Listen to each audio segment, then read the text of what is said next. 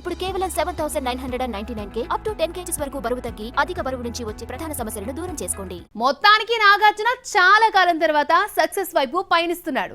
2 రోజుల్లోనే సగం రాబట్టిన నాసామిరంగా ఇంకో 2-3 రోజుల్లో బ్రేక్ ఈవెన్ అవుతుందని అంచనా.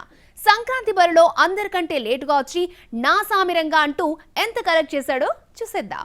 సోగ్గాడే చిన్ని నాయన బంగారాజు హిట్ తర్వాత సంక్రాంతికొస్తే గ్యారంటీ హిట్ అన్న సెంటిమెంట్ నాగ్లో బలంగా నాటుకుపోయింది. అందుకనేనేమో 3 నెలల్లో షూటింగ్ పూర్తి చేసి సంక్రాంతికి నాసామిరంగను తీసుకొచ్చాడు. ఈ సెంటిమెంట్ మరోసారి నిజమై పాజిటివ్ టాక్ తో మంచి వసూలు రాబడుతోంది. నాసామిరంగను వరల్డ్ వైడ్ 18 కోట్లకు అమ్మితే 2 రోజుల్లో 8,83,00,000 తీసుకొచ్చింది. తెలుగు రాష్ట్రాల్లో 8 కోట్లు, కర్ణాటక ఓవర్సీస్ లో 83 లక్షలు తీసుకొచ్చింది.